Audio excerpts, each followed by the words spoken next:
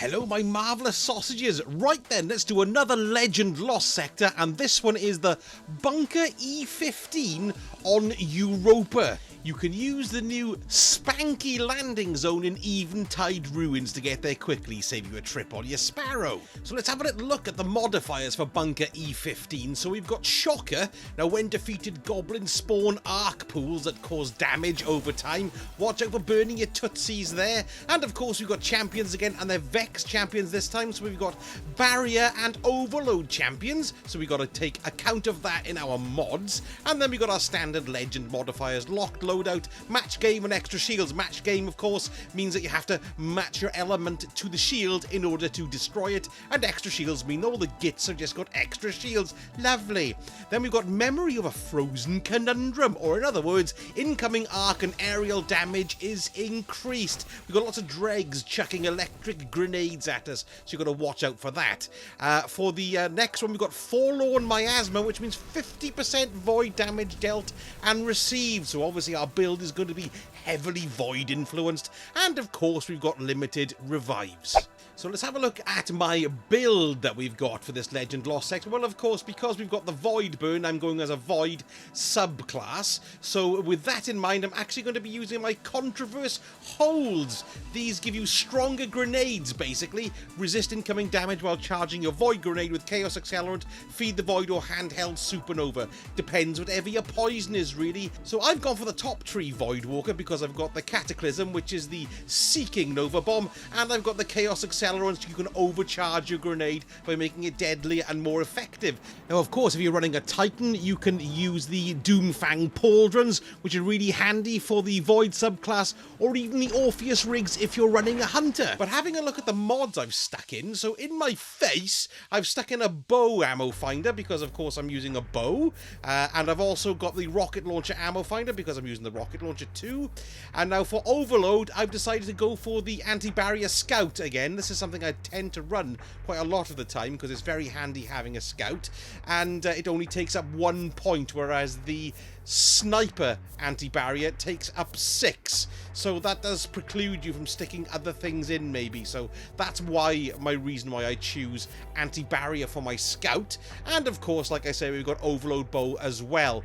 Now I'm going for another charged with light build, so I've got taking charge in my helmet here, which then once you pick up an orb will make you have a charge of light, and that can be spat out in high energy fire, which increases all of your weapon output by about 20%, which is quite nice. Also for my vests, I've got rocket launcher reserves there, and I've also got protective light, which I do use now and again. It's very handy to save your arse, basically, because once your shield's down, this then reduces any incoming damage by 50% if you have any charges of light there. So we've got that can kick in as well, which is very handy too.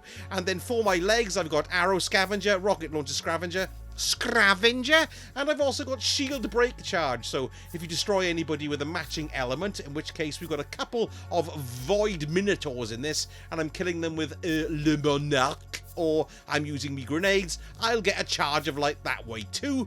And then finally, on my Bond, I've basically gone for more charges of light by killing things with either bows, hand cannons, or scout rifles. And because I'm using a bow or a hand cannon, I thought, well, it'll give me more charges of light, and therefore more shooty power and more survival power. Weapons-wise, like I've said, of course, I've gone for the Night Watch. I've got the Luminarch bow, which is excellent. I'm loving these bows. They are so marvellous. No catalyst on this baby yet. There isn't even one invented, so hopefully one will come along soon for that. And then I've gone for the Void Rocket Launcher 2, the Royal Entry up the rear entry, because it's, well, heat-seeking or clever or smart. And that's me build, governors. Let's go in and have a go. So straight off, it's immediately lied to you because you've got a fallen captain to kill here, not Vex. But there we go. It's a fallen Overload captain, and the Monarch bow just sorts them out nicely. It seems to constantly keep them in a state of being staggered, really, and they're not much bother at all to take out. You can see me using the old Controverse Holds and my nicely improved Void Grenades there. You've got a few dregs around the place. There you go. That's the big pain in the arse of this entire thing is the electric death from the grenades that the dregs throw. But I think that's the only time they get me with it. But anyway, once you've killed the captain here, you can see he's regenerated like a complete anal passage. There's usually as well a dreg hiding in the top behind a rock like a complete coward. Go on, take him out. There he goes, and he's dead. Ooh, there's the shield barge. I like that one. There we go. Up there. See, there's the dreg. Oh no, it's a vandal. Kill him for larks. Right, once you've killed all them, the door opens. Now, this particular Lost Sector I love because you've got mates to help you. Hello, robot little mates over there in the cage. Well, anyway, kill these 5 goblins and then release your chums, and then you want to make your way downstairs. There's those bloody arc pools again. Don't worry about those. They're going to sting you all the way through it. In here, we've got 3 or 4 goblins, and we do have a Minotaur, and you can get a charge with light from him if you kill him with a void bit of action. Come to think of it, what I should have also done is put on something that allows me to have extra stacks of charges with light. But there we go. You live and learn, eh? Never mind. It's all coming in useful as we're going. So this is the last but one room, because the boss room is just beyond this. Now in here we've got a wide variety of goblins, hobgoblins, we have a cyclops, and we have a barrier goblin champion as well to take care of. So you want to take out all the extra gits first of all, and what a good thing to do is to release your chums as well while you're up here. So you've got a set over there, you've got a set just for there, and there's a set up the back as well. Watch out for that hobgoblin.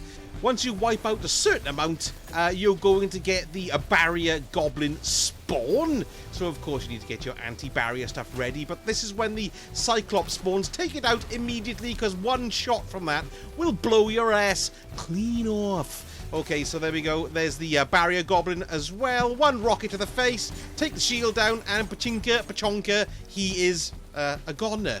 That almost rhymed, didn't it? But not quite. Anyway, there we go. That's that turnip down. You need to mop up and pick up any bits and bobs that have been dropped.